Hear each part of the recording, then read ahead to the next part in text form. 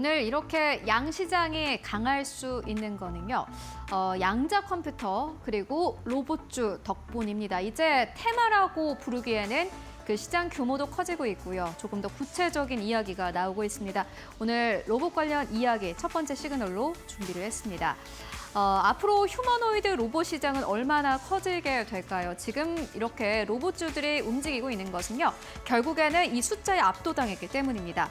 휴머노이드의 로봇 시장의 성장 추정치를 봤더니요. 보시다시피 2025년에는 780억 달러로 추정이 됩니다. 이번 해입니다. 원화로 계산을 했을 때는요. 115조 원대라고 합니다. 그렇다면은 이런 시장이 앞으로는 얼마나 커지게 될까요? 보시다시피 4년 안에요. 달러로 환산을 했을 때는 1,650억 달러, 한화로 계산을 했을 때는요. 2배 이상 넘어갑니다. 243조 원대까지 휴머노이드 로봇 시장은 커질 것으로 보여집니다. 이렇게 빠른 시간 안에 2배 이상 커지는 시장을 보고 당연히 주식시장은 가만히 있을 수가 없겠죠. 이러한 잠재력에 반해서 오늘 시장에서 관련주들이 움직이고 있는 상황인데요. SV 밸류 리서치는 이렇게 이야기를 했습니다. 급격한 성장성을 겨냥해서 주요 빅테크 기업들이 앞다퉈서 휴머노이드 로봇 개발에 현재 뛰어들고 있다라는 이러한 코멘트를 남겼는데요. 특히나 최근에 미국의 빅테크 기업들이 앞다퉈서 우리가 휴머노이드 로봇에 더 R&D 비용을 쏟아붓겠다 하는 발표를 하고 있는 상황입니다. 그렇다면 어떠한 기업들이 그러한 발표를 했을까요? 아마 우리가 다 알고 있는 M7 기업들 모두 다 로봇 시장에 현재 투자를 하고 있는 상황인데 가시화된 성과들을 연이어서 내놓고 있는 것이 또 다른 특징이라고 할 수 있겠습니다. 먼저 테슬라 볼까요? 테슬라는 2014년 12월에 지난해 12월에 이 로봇을 공개를 했습니다. 옵티머스 2세대를 공개를 했는데요. 딱 봐도 사람을 대체할 것처럼 보이지 않습니까? 기존 모델보다 10kg 정도 더 가벼워졌다고 하고요. 보행 속도는 30% 빨라졌다고 합니다. 기가 팩토리에 시범 투입한 후에 2026년부터는 외부에 판매를 시작할 예정이라고 하는데요. 테슬라에게는 굉장히 중요한 태스크가 아닐 수 없습니다. 왜냐하면 테슬라는 자동차를 만드는 회사입니다. 전기차를 만드는 회사고요. 공장의 수율이 좋아야 합니다. 자동차 하나를 만들 때 만약에 노동자 한 명이라도 실수를 하게 된다면은 그 자동차에는 당연히 결함이 생길 수밖에 없겠죠. 그리고 여러분들 아시다시피 미국의 노동 인건비는 굉장히 비쌉니다. 그런데 테슬라가 이렇게 옵티머스 2를 공개하면서 앞으로 테슬라가 인건비를 아낄 수 있겠네, 그 공정이 더 좋아지겠네, 수율은 더 좋아지겠네라는 기대감이 나오고 있는 겁니다. 테슬라뿐만이 아닙니다. 아마존도 역시나 마찬가지인데요. 물류 사업을 하고 있는 그러한 기업이죠.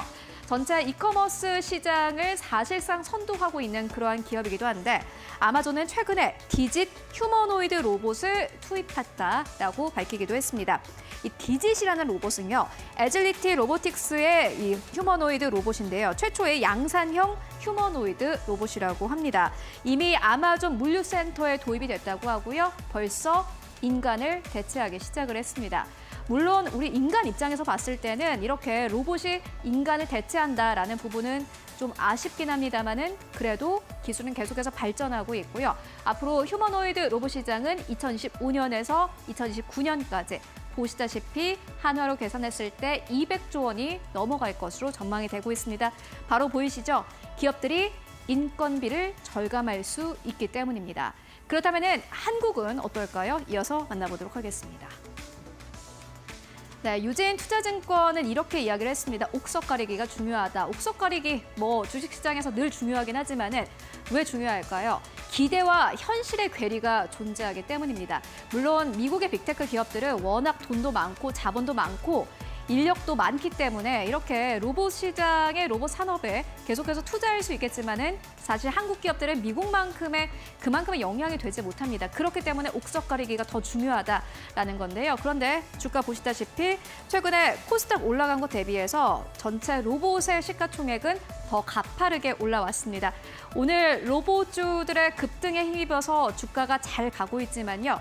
결국에는 시가총액이 이렇게 빠르게 늘어난다라는 것은 언젠가는 조정이 올 수도 있다라는 의미입니다. 그렇기 때문에 그 어느 때보다도 옥석 가리기가 중요하다라고 유진투자증권 측에서는 이야기를 했고요. 기업의 기술력과 사업의 펀더멘털을 확인할 필요가 있다라고 이야기를 합니다. 각각 로봇 기업들이 어떠한 기술을 가졌는지 여러분들 꼭 확인을 해보실 필요가 있을 것 같습니다. 그리고 유진투자증권 측에서는 이렇게 이야기를 했는데요. 단기적인 관점에서는 휴머노이드가 좋겠지만은 하드웨어적인 측면에서 한계점이 명확하다라고 이야기를 합니다.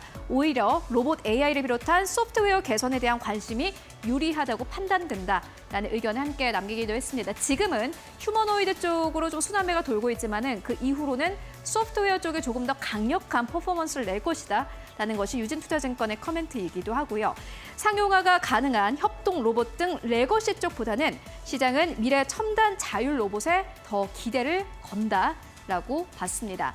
그렇다면 어떠한 기업들이 있을까요? 바로 만나보도록 하겠습니다. 네, 저희가 이렇게 좀 종목들을 정리를 해봤는데요. 지금 모든 종목들을 볼 수는 없습니다만은 어떻게 분류가 되는지를 좀 보시면 될 것 같습니다. 지능형 산업형, 그리고 로봇용 액추에이터, 부품입니다. 그리고 물류 쪽, 그리고 교육용, 그리고 솔루션, 그리고 청소용. 다양한 이 분야의 로봇이 있다라는 부분들을 여러분들 함께 확인을 해보실 필요가 있을 것 같고요. 그리고 LS증권 측에서는 이렇게 이야기를 했습니다. 로봇 테마가 더 간다라고 봤는데요. 그 이유는요, 바로 2차 전지처럼 찬반 논쟁이 덜한 영역이기 때문입니다. 정부 지원이 있을 테고 경쟁을 소재로 당분간은 주도 테마로 남아있을 것이다 라고 LS증권 측에서는 긍정적인 투자 의견을 제시하기도 했고요. 하지만 한국의 로봇 시장의 위치를 고려한 접근이 필요하다라는 이야기를 냈습니다. 앞서서 봤던 유진투자증권의 커멘트와 약간 좀 비슷한데요. 결국에는 기술력을 가지고 있는 기업이 어디인지를 확인해 보시는 게 그 어느 때보다도 중요해 보입니다. 특히나 단기적으로 봤을 때는 완성품 업체에 투자를 하는 게 맞겠지만은 장기적으로 봤을 때는 부품 업체에 투자하는 것이 맞겠다라는 의견 함께 내기도 했고요. 여기 있는 기업들이 부품 업체입니다. 앞으로 감속기, 서브모터, 센서, 그리고 제어, 그리퍼까지 관련 기업들이 장기적으로 봤을 때 어느 정도까지 상승 탄력을 가지고 갈 수 있을지 여러분들 함께 확인해 보시면 좋을 것 같습니다. 그리고 오늘 저희 이슈체크를 통해서 또 로봇 관련 기업들 함께 이야기 나눠볼 그러한 시간 준비했는데요. 끝까지 채널 고정해 주시면 좋을 것 같습니다.